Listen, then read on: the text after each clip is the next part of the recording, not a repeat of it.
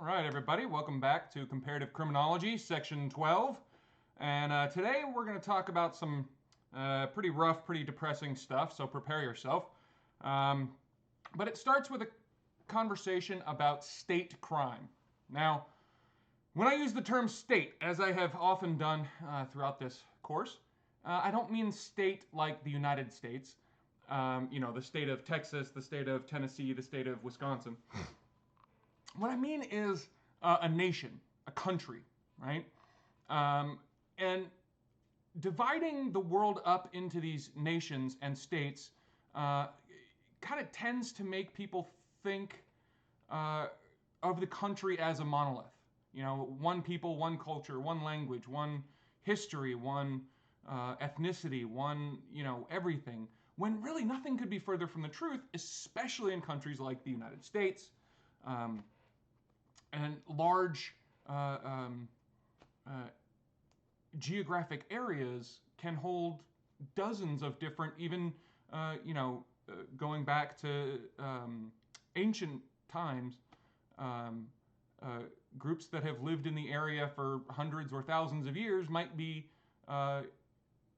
combined into a geographic country today with people that they have no real connection with.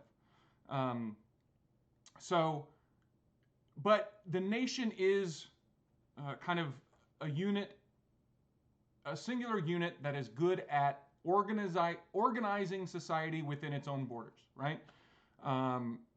Fairly exclusively one country, one government, one set of laws, one set of regulations, one set of,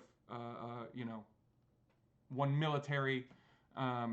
So it's the good thing about states, the benefit of nations is that there's one unit, and within that geographic area, that one unit can kind of organize things and deal with things. But in the 21st century, we're starting to learn that there are lots of problems that we need to organize. We need to organize the response to the problem at a supranational level, i.e., nations need to work together to solve these problems. Everything from warfare to climate change to space exploration. We're getting more and more supranational organizations that are designed to deal with these problems, because it's really not something that can be really effectively done if each nation kind of goes it alone. So obviously there's the UN, but there's also, NATO, there's the EU, there's all these groups of nations that have decided to band together to solve these larger problems. But one of those things that these supranational organizations need to look at is state crime by both their own members and by other countries. So state crime, when we use that term, what we mean is state crime committed by the state or its representative against its own citizens of a different state or a different state, right? So everything from an illegal invasion of another country to bribery to genocide, which we're going to talk about a lot later, to deprivation of civil rights, all kinds of different crimes. But one of the things that makes this really difficult, it makes it not only difficult to define and identify, but also to police and to hold people accountable for, is this concept, and I'm probably not going to pronounce this right, so forgive me, I never took a Latin course, nullum crime sine lego, which essentially means there's no crime without law. So unless there's a law against it, doing it isn't a crime. Now, this has been tested many times throughout human history, and the most famous of those tests was post-World War II, when the victorious countries put both members of the German government and members of the Japanese government on trial for crimes that weren't really crimes when they were committed. There was no law in Germany against committing a genocide against Jewish people. There was no law in Japan against, killing prisoners of war. But we held them responsible for those acts anyway, despite this legal philosophy, no crime without law. So, talking about state crime, in 2000, there was a paper by Green and Ward, and they kind of talked about how state crime is really two different things, two different categories. There's crimes that violate human rights, like genocide. But then there's also state-organized deviance, which isn't necessarily the deprivation of anybody's human rights, but is still things like corruption, bribery, that kind of thing, which are definitely crimes, but no individuals are having their actual human rights violated directly. So a few years later, these three other researchers wrote a paper talking about state crime, and they view state crime as something that generates harm by an action or inaction, importantly, where that thing that they're either doing or not doing is either a formal or informal duty of the state, i.e., it's not a formal, well, in some countries it might be formal, in some countries it's informal, but it's up to the state to police their citizens and maintain social control.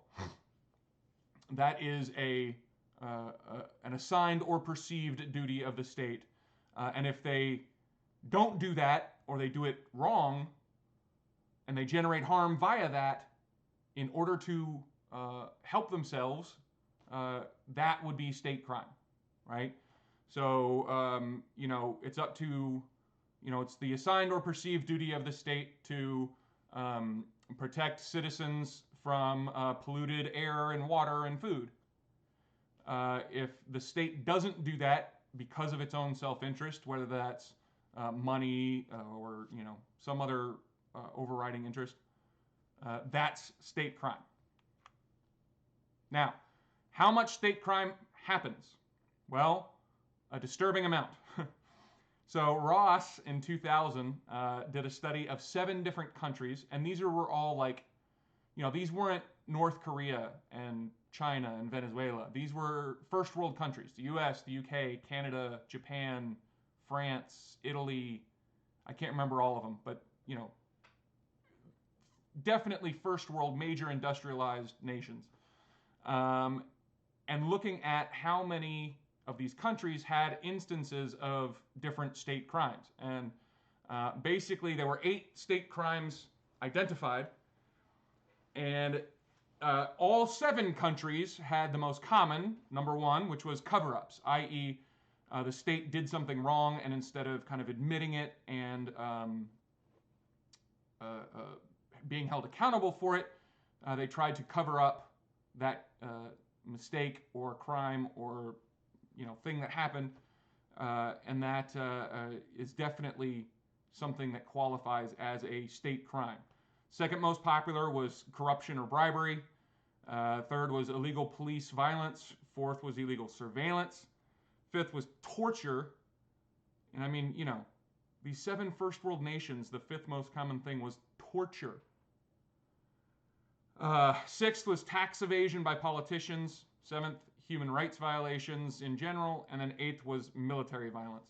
And keep in mind that this was published in 2000. So this is before September 11th, the Afghanistan war, the Iraq war, the Guantanamo Bay and the scandals that came out of that.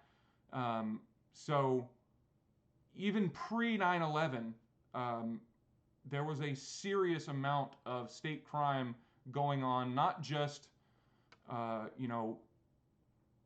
in small third world countries where the media kind of tells us we should expect it, but here in major industrialized nations. Everybody, I shouldn't say everybody, many people in most countries have a tendency to say, all that bad stuff that's happening, that's other people do that. We would never do that in our country. But really nothing could be further from the truth. Every country deals with this kind of state crime to a greater or lesser extent. Anyway, we're going to go ahead and take a break there, and I will be back with the second half of this section. See you then.